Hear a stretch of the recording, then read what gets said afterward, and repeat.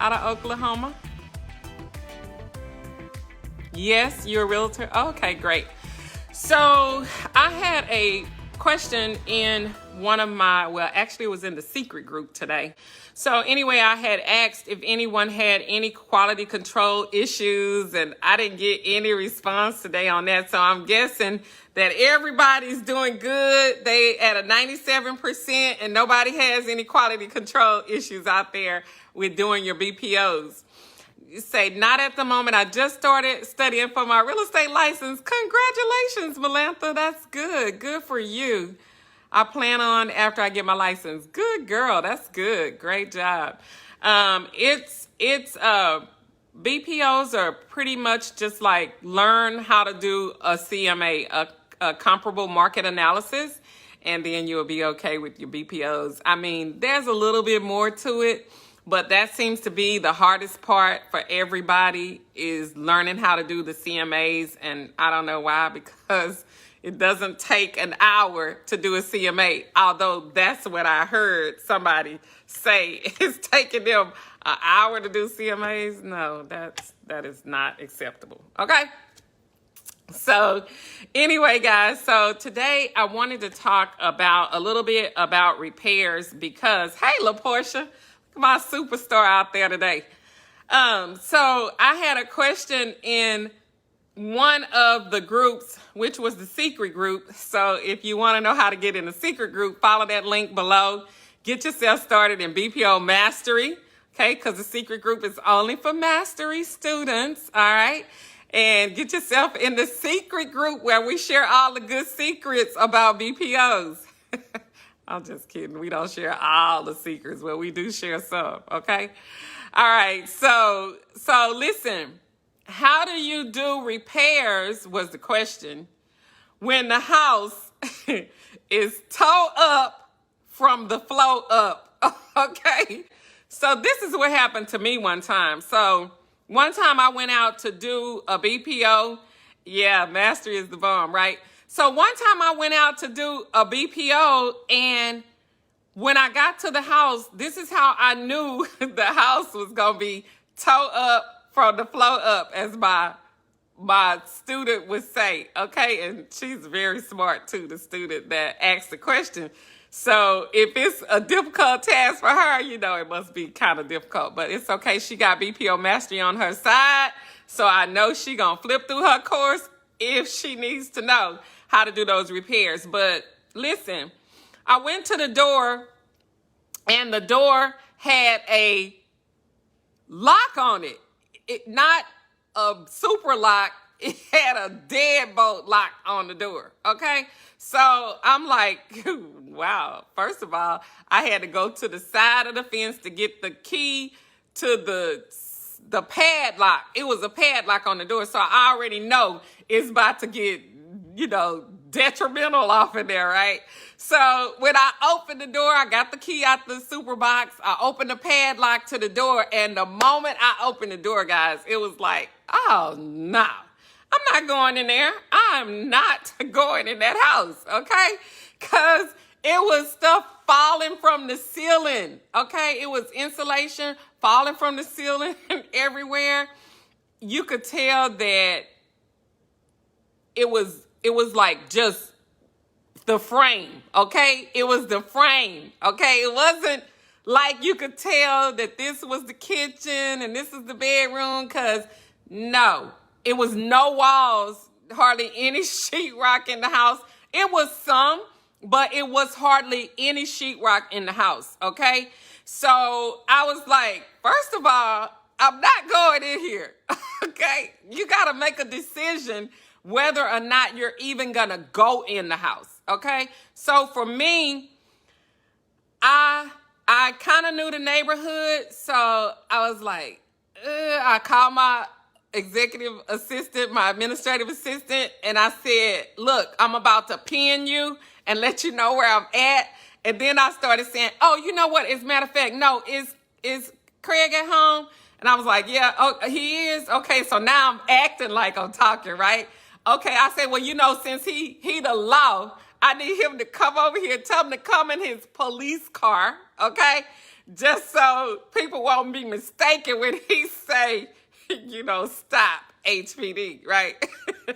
So I'm really faking because I don't know what's on the other side of the wall, but neither do they know whether I'm telling the truth or not, right? So whenever I have to go in a house like that and I don't have anybody with me or didn't bring anybody with me, I always get somebody on the phone, I drop a pin, and I start talking like, yeah, no, it's not on that end of the street. It's on the other end of, whatever street it is. And I'm like, yeah, just tell him, yeah, and make sure he come in a patrol car too, because I ain't trying to play with nobody today. This house looks a hot mess. And if it's somebody on the other side of the wall, I want them to know that I have a licensed police officer, a on-duty cop here. So wherever he is, page him and tell him to send somebody in this area to this location. And I started giving the address and everything because, remember, I don't know what's on the other side of the wall. So I step in the house and I'm like, okay, I'm going to ease up in here and then I'm going to see if I'm going to go in the house. And it just so happened that it was so much insulation falling from the wall. It was so many holes in the walls.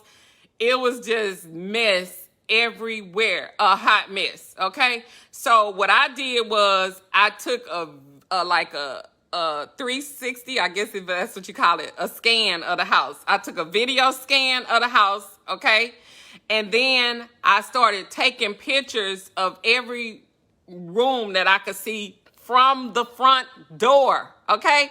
I did not go into the back part of the house. I just stood in the middle of the living room talking on my phone on one side, had my camera on the other side clicking, okay? Because I'm like, yeah, girl, how close is he? Is he real close? Because I ain't finna be in here long. He probably gonna meet me on he got somebody right. Okay, well, that's right down the street. Well, probably by the time they get here, I'll be out. I'm still talking like I'm talking to somebody, HPD, police officer that's coming. Because I don't know who's in the house or not, right?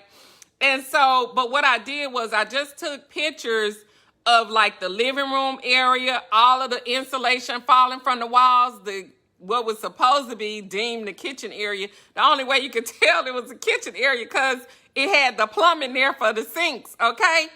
And so now I only have 3 rooms. I have the front room when I come in, and I had the look like what was called the dining room over there in that area, and the kitchen back this way. And I dare not go through the kitchen try to get to the garage.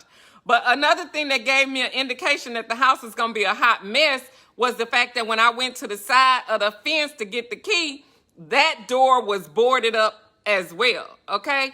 So I really didn't know if I was going to go in the house or not. However, when I find houses like that, what I do is I take enough pictures of the damage in the front, because here's what you have to assume. Even when you're doing exterior BPOs, if the exterior is a hot mess, you used to assume that the interior is a hot mess, okay? If they're not taking care of the exterior, they definitely ain't taking care of the interior, okay? And so now that I'm in the house and I can see that half of the ceilings are out, okay? It's insulation everywhere. That's really unsafe for me to go in there, okay? So I'm going to consider that house a tear down. I'm not even trying to do any repairs on that house. Now, if I was able to go to each room and I could see that there's still walls up, it's safe for me to go in, first of all, okay? It's got to be safe for me to go in. Yes, LaPortia, safety is always first, okay?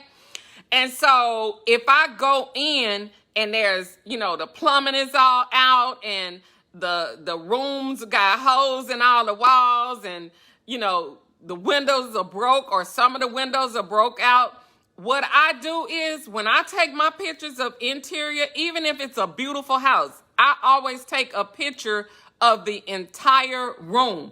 I have my camera set where if it's a broken window, I take a picture from that angle so I can see the repairs in my photos when I leave out of there.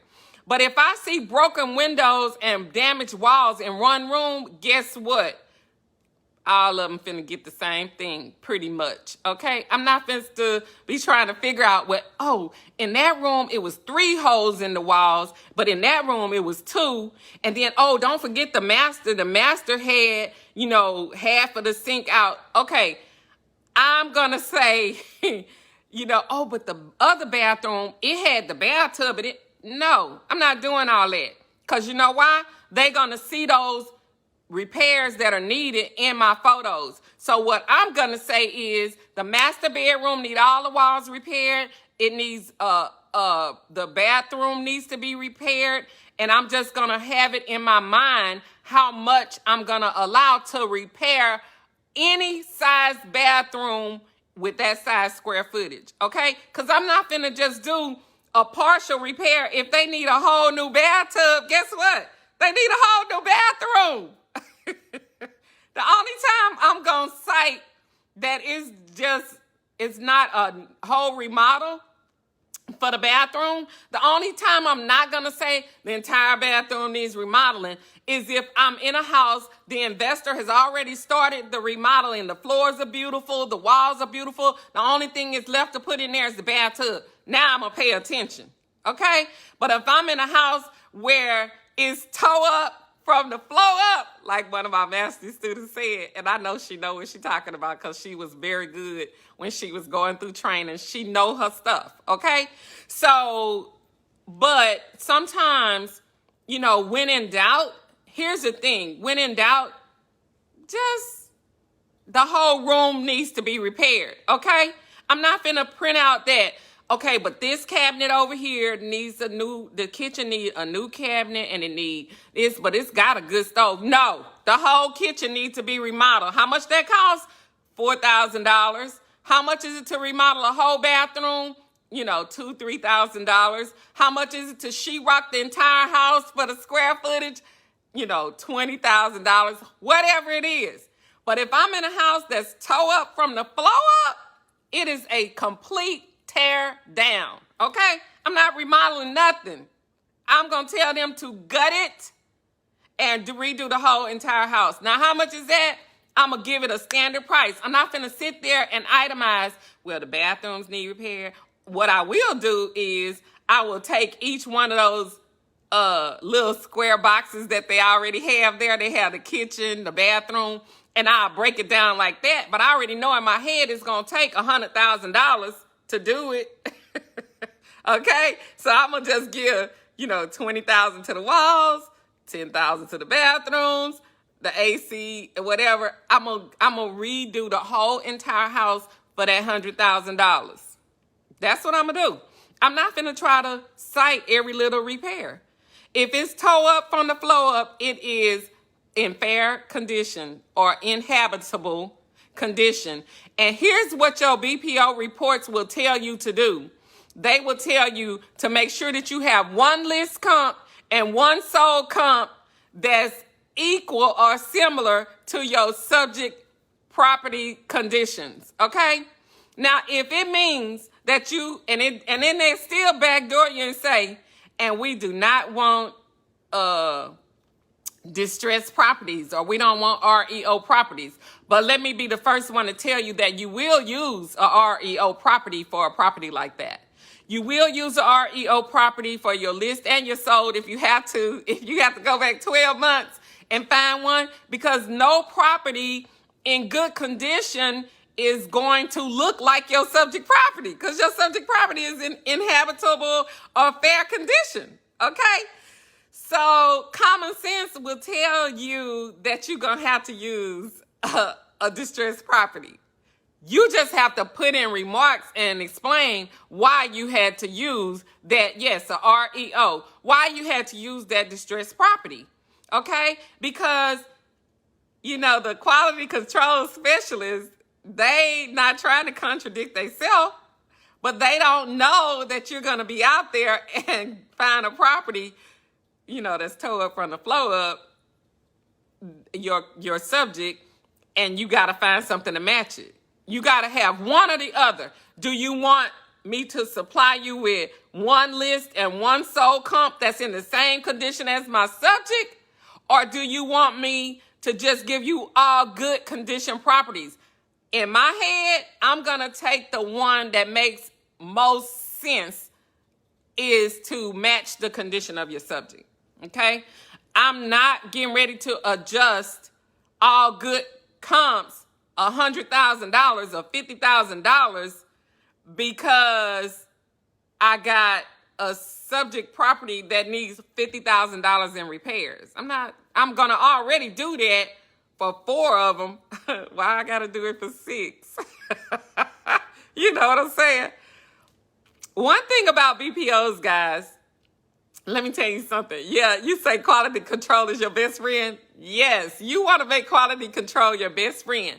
In every platform that you do, I promise you they have the same quality control specialist for everybody. And you need to be on a first name basis with the quality control person. Because if you need to call him or email him about your property before you get a kickback, why not? That's what they're there for. So I always want, once a quality control specialist get my order and they kick it back, they better not give me their email address because they my friend for life. Because if I'm in doubt and I'm working on something, just saying he's quality control from Zone and I got a problem with a Zone property, guess who getting ready to get all the questions? Him. Okay? Because I'm going to ask all my questions and make sure that I have all my answers done on my work so that I won't get a kickback.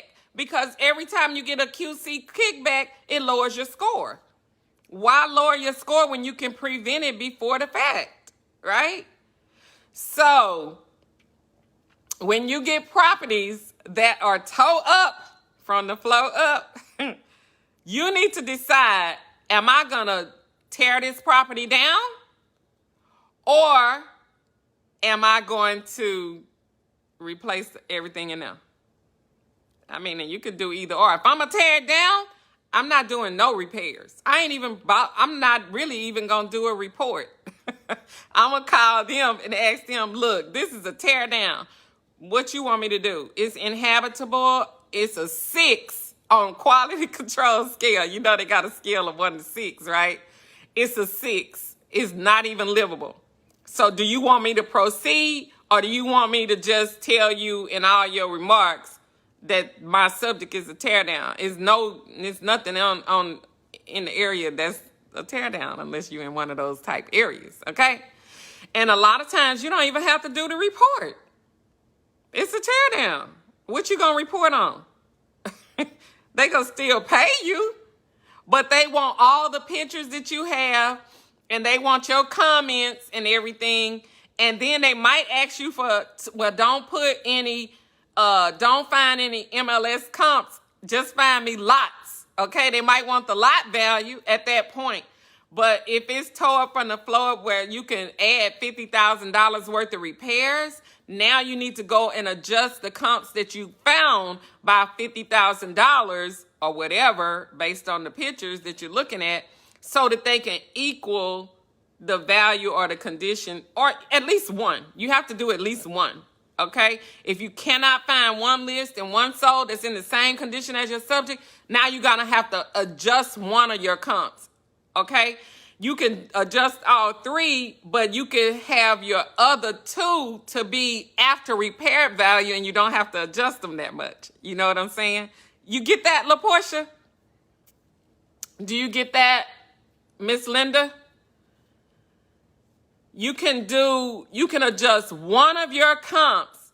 If you have 3 lists and 3 sold in good condition, but your subject is in fair condition, you can adjust one of your list comps and one of your sold comps down to fair condition, and the other 2, you don't have to adjust it for condition. You can keep those as, this is what my subject would be if it was repaired, and now you don't have to do a lot of adjustments.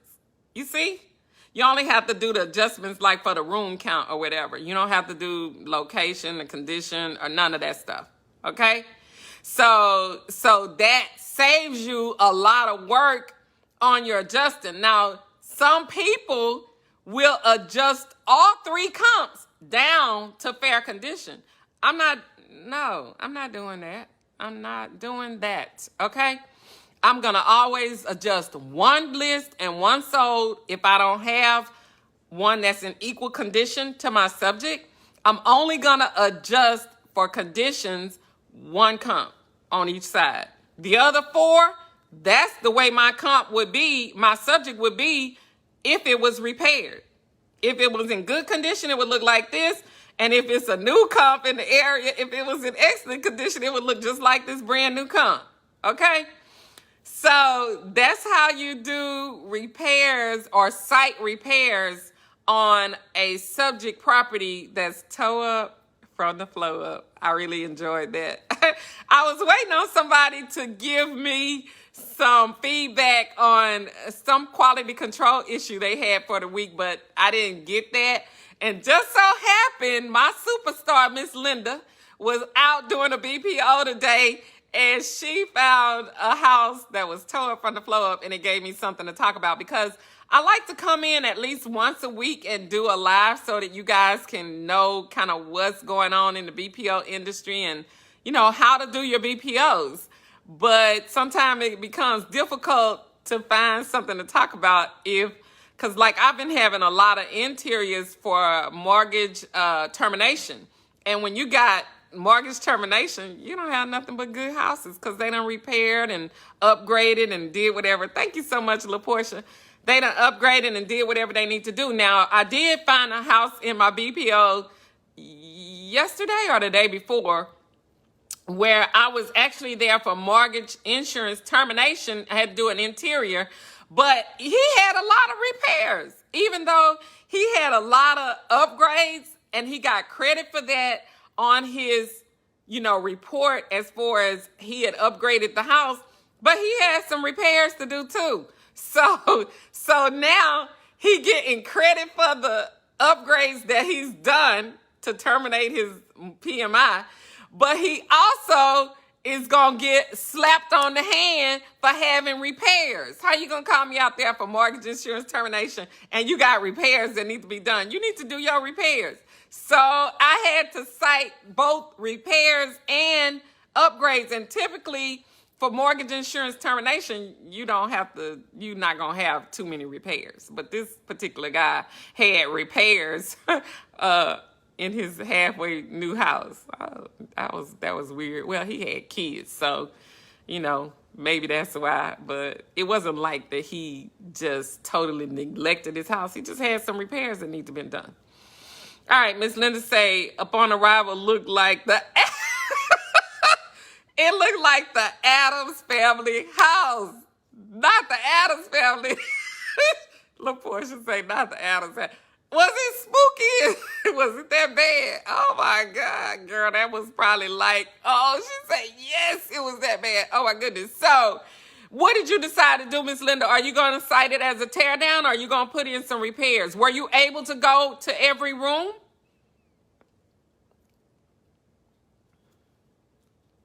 It's a delayed response, y'all. I really want to hear her answer to that. Miss Linda, were you able to go to every room and take pictures? Sometimes when the house is really bad, she said it looked like the Addams Family. Sometimes when the house is really bad, as y'all can hear my story, I wasn't able to go to every room. LaPortia, have you had one where you was not able to go to every room? Somebody didn't want to do their scheduled inspection until they finish their renovations. You know why? Because they want that credit for their upgrades. And I will allow them to do that too. I just text my company back and say, hey, I go ahead and schedule in September. I say, when are they going to be finished with the roof? When they going to finish with the floor? And they tell me September the 15th. That's when I put the schedule on there for September the 15th, because I'm not going to go back and forth with the BPO company. If they don't want to wait that long, they can tell me to cancel it, but I'm not canceling my money out. I'm going to put a date in there, and I'm going to get my money in September, okay? Miss Pierce, it's not a tear down, just a total gut, but I could not and would not go in the basement. Oh, absolutely not. No, ma'am. And you can tell them that it was unsafe for you to go in the house, but you went, okay? And that's why you didn't go into the basement, okay? But yeah, LaPortia, if you have somebody that has mortgage insurance termination, hey, Irma K, that's a realtor out in Kansas City, Missouri. How are you doing today? But if you have somebody that wants their inspection done the next month because they're waiting on the floors to get done or they're waiting on the roof to get done, yes, go ahead and put the date in for next month, okay? Because if you ask them what to do, they probably gonna try to tell you to cancel it or whatever and let the people start over. But I don't do that. I don't even ask. I just put the date in there and say, I'm going out there next month. But I also can't turn the videos into much. Oh, she say it's too much conversation on the videos. I know. You probably did the videos for yourself, right, Miss Linda? But yeah, I don't ever ask permission to hold my. So you know, I've held a BPO for almost 2 months, waiting on a renovation for people to get a renovation. And one time I did that, and the lady canceled it. The reason why she canceled it after her 2 months was because the bank that she was getting her mortgage insurance termination with, they had sent an appraiser out there to do an appraisal on her property, and she was getting more based on their appraisal already. So she liked the number that they gave her, so she canceled the BPO. But I still had her on the schedule for almost 2 months. I wasn't about to give up my money. I was like, no. But since she canceled it, I didn't really have a choice. But yeah, keep your money in your pocket. Keep your money. Make your money. Y'all know how I am about that money. Get your paper. Get your paper. All right, so Miss Linda, you got that? So listen, but I want to say this specifically to Miss Linda. When you look for your comps, if you can find at least one list comp and one sold comp that's in similar condition to your subject, use that. It does not matter if it's a REO or not, even though they told you they don't want distressed properties. Give it to them anyway and explain why you gave it to them, okay? But also, I want you to try to find at least one on each side so you don't really have that much adjustments to do. And then you don't have to do any condition adjustments for the other 2 lists and the other 2 sold. You won't have to do a condition adjustment for that, so you don't have to worry about the money coming out right. Just leave that money alone with them in that condition that they are in and cite them as after repaired condition, okay? So you don't bring all 3 of your comps to equal the subject. That's what we normally try to do, is pick all of our comps to equal the subject. But in this case, she has too much damage to do that. So I don't do that when I have a lot of damage like that. I just cite the other 2 as after repair value. And unless they make me do something else, and most of the time they don't, as long as you have one list and one sold that's equal to your subject, okay? So I really want to thank you for asking that question today, Miss Linda. It gave me something to talk about today. It was enjoying, and I appreciate you guys. Y'all keep sharing. Let me hear some of your gruesome experiences out there, and some of the good ones too, because I know a lot of y'all have good experiences out there. Brett hits me up all the time with questions about some of his BPOs. They be off the chart. I think it's in Virginia. I'm not sure, but yeah, it's a bit much.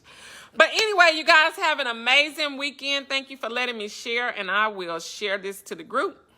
And I will see you guys on the next one. Any questions? Anybody have questions?